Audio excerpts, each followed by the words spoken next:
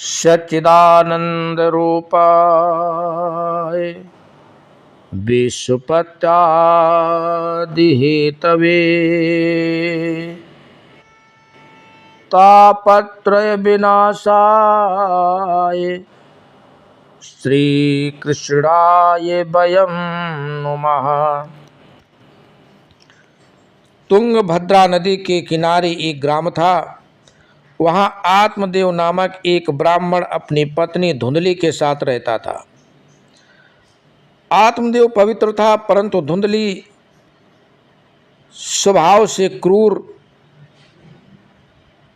झगड़ने वाली और दूसरों की नुक्ताचीनी करने वाली थी। आत्मदेव निसंतान थे। संतान के अभाव से आत्मदेव दुखी थे। संतान के लिए आत्मदेव ने बहुत प्रयत्न किए, परंतु कोई सफलता नहीं मिली। अतः उसने आत्महत्या करने का निश्चय कर लिया। आत्मदेव ने वन की ओर प्रयाण किया, चल दिया। घूमते फिरते रास्ते में नदी का किनारा आया। वहाँ उसे एक महात्मा मिले। आत्मदेव उस महात्मा के पास गया और रोने लगा। महात्मा ने उससे उसके दुख का कारण पूछा। आत्मदेव ने कहा कि मेरे पास खाने पीने के लिए तो बहुत कुछ है, परंतु मेरे बाद खाने वाला कोई नहीं है, इसलिए मैं दुखी हूँ। इसलिए मरने की इच्छा से आत्महत्या करने के लिए यहाँ आया हूँ। महात्मा ने कहा कि तुम्हें कोई संतान नहीं है, या तो परमात्मा की कृपा है। पुत्र परिवार न हो तो समझ लो कि ठाकुर जी ने तुम्हारे हाथों से ही सब कुछ कराने को तुम्हारे भाग्य में लिखा है, और इसलिए तुम्हें कोई संतान नहीं दी है। पुत्र तो दुख रूप है। ईश्वर जैसी भी स्थिति में तुम्हें रखे, वैसी स्थिति में संतोष मानकर ईश्वर का स्मरण करना चाहिए। कहा गया है कि सीताराम सीताराम सीताराम कहिए, जाहि विधि राखे राम ताहि विधि रहिए। एक दृष्टांत आता है तुकाराम महाराज जी का। ईश्वर जिस स्थिति में रखे उसी में आनंद ढूंढ लो।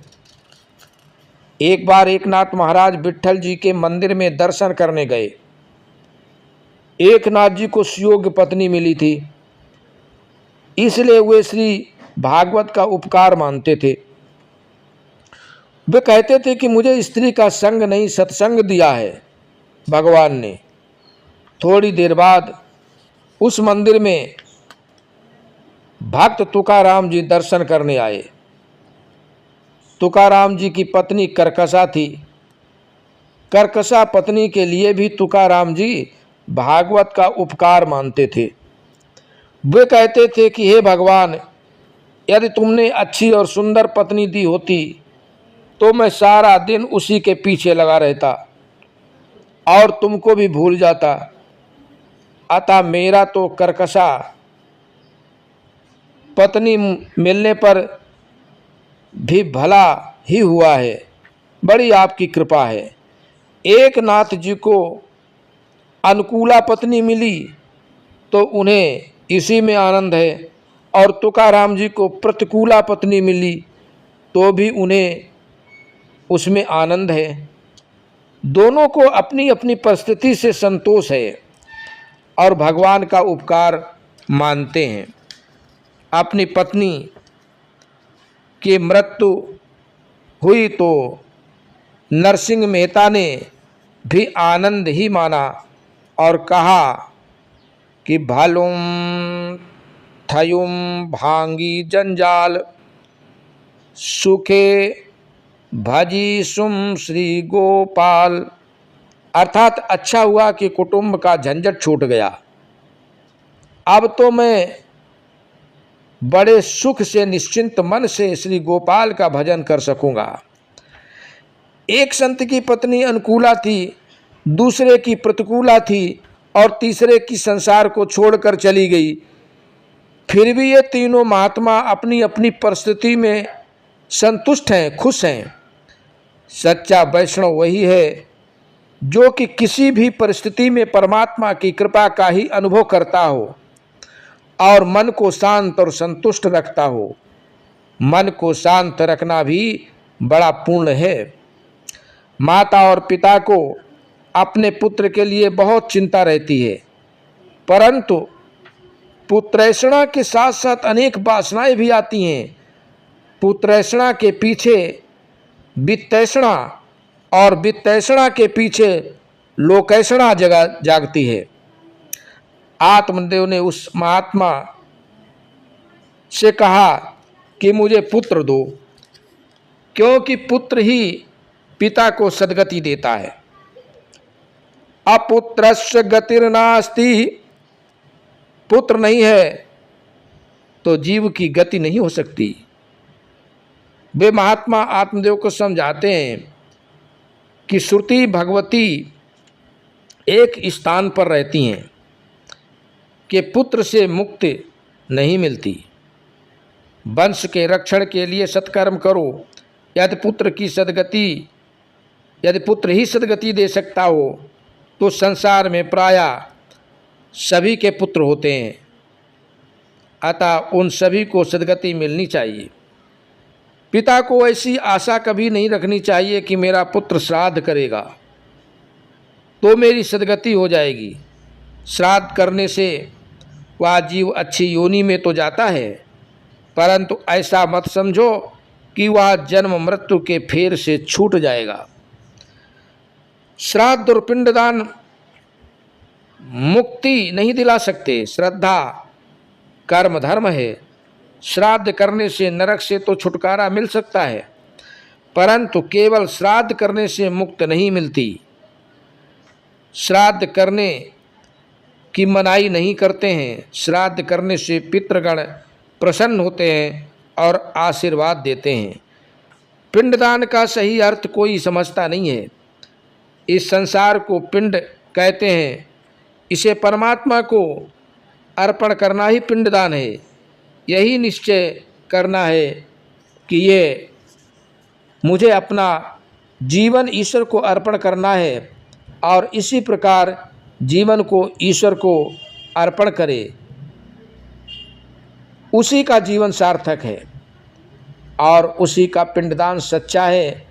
अन्यथा यदि केवल आटे के पिंडदान से ही मुक्ति मिल जाती तो ऋषि मुनि ध्यान योग तप आदि साधनों का निर्देश करते ही क्यों। जीवन मृत्यु के त्रास से छुड़ाता है केवल सत्कर्म, और वह सत्कर्म भी अपना ही किया हुआ। स्वयं ही अपनी आत्मा का उद्धार करना है। जीव स्वयं ही अपना उद्धार कर सकता है। श्री गीता जी में स्पष्ट कहा है,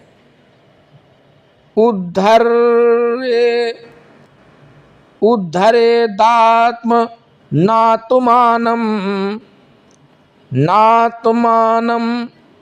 अवसादयेत।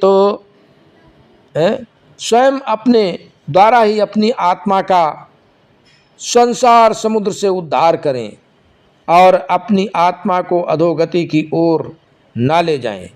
जीव का उद्धार वह स्वयं नहीं करेगा तो कौन करेगा। मनुष्य का अपने सिवा और कौन हितकारी हो सकता है। यदि वह स्वयं अपना श्रेय न करेगा तो पुत्रादि क्या करेंगे। ईश्वर के लिए जो जीता है उसे अवश्य मुक्ति मिलती है। श्रुति भगवती तो कहती हैं, जब तक ईश्वर का अपरोक्ष अनुभव न करो, ज्ञान न हो, तब तक मुक्ति मिलती ही नहीं है। मृत्यु के पहले जो भगवान का अनुभव करते हैं उन्हें ही मुक्ति मिलती है। परमात्मा के अपरोक्ष साक्षात्कार बिना मुक्ति नहीं मिलती। उसे जानकर ही मनुष्य मृत्यु का उल्लंघन कर जाता है। परम पद की प्राप्ति के लिए इसके सिवा अन्य कोई मार्ग नहीं है। श्री भगवान को जाने बिना दूसरा कोई उपाय नहीं है, अन्यथा केवल श्राद्ध करने से कोई मुक्ति नहीं मिलती है। अपने पिंड का दान करोगे अर्थात अपने शरीर को ही श्री परमात्मा को अर्पण करोगे तो तुम्हारा कल्याण होगा। अपना पिंडदान तुम स्वयं अपने हाथों से ही करो, वही उत्तम है। जो पिंड में है वही ब्रह्मांड में है। निश्चय करो कि इस शरीर रूपी पिंड को श्री परमात्मा को अर्पण करना है। तुम अपना पिंड दान स्वयं ही क्यों नहीं करते हो? घर में जो कुछ है वह सब काम में लगा दो और नारायण नारायण करो। आत्मदेव को महात्मा की ये बात नहीं जची। उसने कहा कि पुत्र सुख से आप सन्यासी लोग अपरिचित हैं, अतः आप ऐसा क्यों कहते हैं? आगे की कथा आपको कल सुनाई जाएगी। ओम शांति शांति शांति।